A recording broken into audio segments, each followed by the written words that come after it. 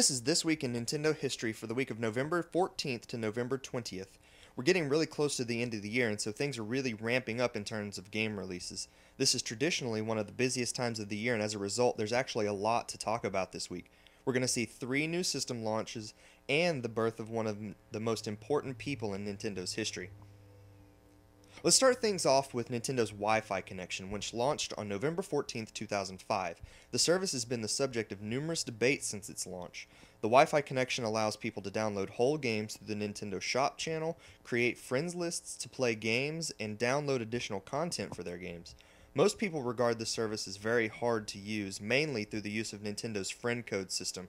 The biggest problem that people have is the need to have a unique 12-digit code for every game that they want to play online, and they need to register their friend's 12-digit code for those games as well.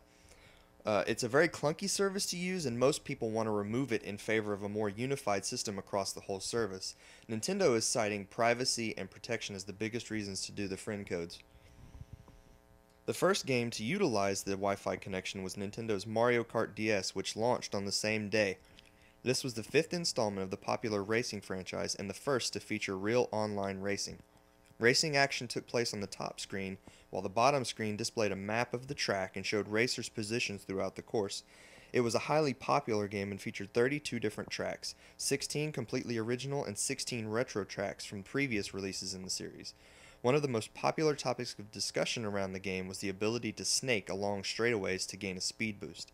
Many players considered this to be cheating, while others said it was an actual feature of the game. The debate still rages. The game previous to this version of the kart racing franchise was Mario Kart Double Dash, which was released 2 years earlier on November 17, 2003. This game was the first game in the franchise to feature 2-player racing on the same kart. One player controlled the driving, while another could hop onto the back of the kart and control all of the items that were available in the game. It featured 16 completely original tracks, and each of the game's 20 characters had unique items available only to them. For example, Mario and Luigi had the ability to throw fireballs at other racers, and the Koopa Troopas had access to 3 turtle shells that were the same color as their shell. Until the release of Mario Kart Wii, it was my favorite release in the franchise. There have been 3 Metroid games released during this week. The first was Metroid Fusion, which was released on November 17, 2002. This is the last game of the series chronologically and centers around protagonist Samus Aran landing on the planet SR-388 and being infected by creatures known as Virions. She also learns of the Galactic Federation's plans to use organisms known as X-Parasites to create powerful bioweapons, and fearing the power of these organisms, takes it upon herself to destroy the biologic space laboratories. Metroid Prime was released for the Gamecube on November 17, 2002. This was the first game in the franchise developed by Retro Studios, and it brought Samus's adventures from the traditional side-scrolling perspective into first person. The game follows Samus as she battles the new robotic version of her nemesis Ridley throughout the world of Talon 4. It proved to be so popular that there were 2 more releases in the franchise. One of them, Metroid Prime 2 Echoes, was released on November 15, 2004. Metroid Prime 2 focused more on story elements of the franchise and took place on the planet Ether. This world was unique in that it featured 2 dimensions, Light Ether and Dark Ether, and Samus must battle through both in order to successfully fulfill her mission. Events in this game led to Samus having to battle a dark version of herself.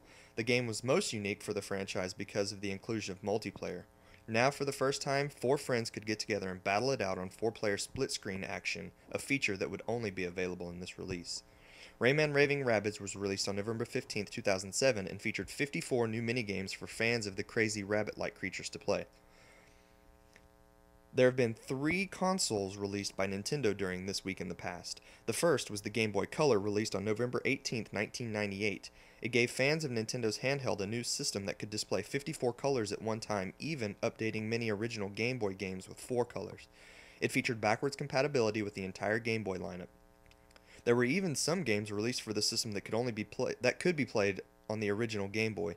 These would be easy to tell by the color of the cartridge. If it was a solid color like Wario Land 2, then it was compatible with all Game Boy systems. If it was a clear plastic like The Legend of Zelda Oracle of Seasons, then it was only compatible with the Game Boy Color. Together, the Game Boy and Game Boy Color sold more than 118 million units worldwide.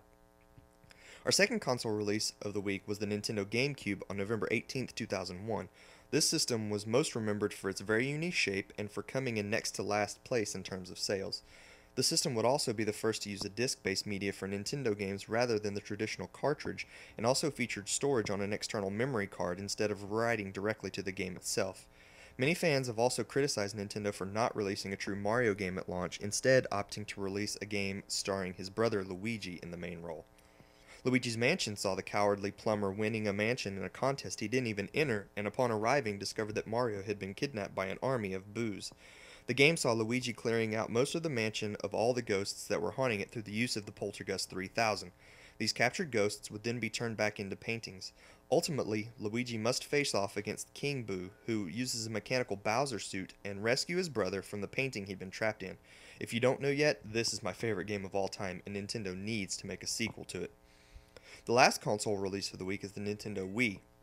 This new home console from Nintendo has taken the world by storm, becoming the most popular console in terms of sales currently on the market. They initiated the motion control period of gaming with the revolutionary Wii Remote, a device that can detect users' motion through the use of gyroscopes and accelerometers. While many people talk about the lack of power relative to other consoles, the Wii has proven more than capable at selling high-quality products.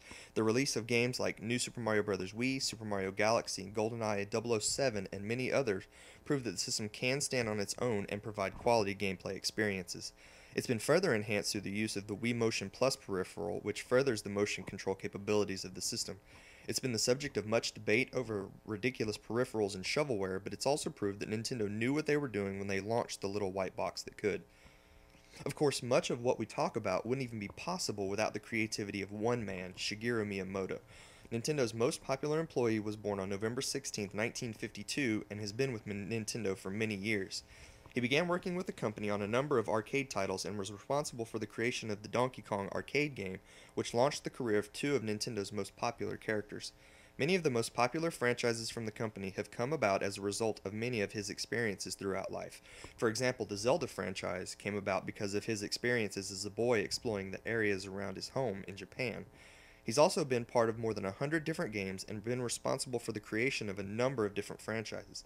Here's just a small list of the games he's taken part in creating: Donkey Kong, Super Mario Bros., Super Mario Bros. 2, Super Mario Bros. 3, The Legend of Zelda, The Legend of Zelda: A Link to the Past, The Legend of Zelda: Ocarina of Time, Ice Climbers, Kid Icarus, Popeye, Excite Bike, Mother, F-Zero, Pilot Wings, Super Mario Kart, Wave Race, Mario Paint, Star Fox, Mario Party, Super Smash Bros., Paper Mario, Wario Land 4, Mario and Luigi Superstar Saga, Donkey Kong Country, Nintendogs, and Wii Sports.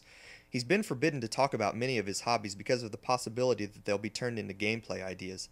I think it's safe to say that Nintendo wouldn't be the same company they are today without many of the creations he's been responsible for. The last game I want to talk about before we go was released on November 15, 2009, and that's New Super Mario Bros. Wii. Mario's been around for a very long time and he's done a lot of different things. It's been his side-scrolling adventures that people have had more fond memories of than anything else. Nintendo tapped into that nostalgia with the release of New Super Mario Bros. On the DS, but it took it even further with the release of New Super Mario Bros. Wii. For the first time, players could finally join together to rescue Princess Peach. She's been kidnapped by Bowser and the Koopa Kids, and it's up to Mario, Luigi, and two friends, the Toads a la Gold and Buckenberry, to save the day. Players could play through the game cooperatively, and it made for many interesting experiences among friends. The game proved that the old side-scrolling Mario gameplay was still relevant and was possible to do with more than one player at a time. It also showed that the side-scrolling games were more popular, as it has sold more copies than many of Mario's 3D adventures. Let's hope there's more of this game on the way in the future. There's a whole lot more to talk about this week, but if we did, we'd be here all day. Other games that have been released during this week include Animal Crossing City Folk, Castlevania Judgment, Pokemon Rumble, and many, many more. For a full list and written details about all of these games, check out the This Week in Nintendo History feature on the site. Also, let us know what you think of this new video version of the article. Do you like it? Does it enhance the article, or could you care less about it?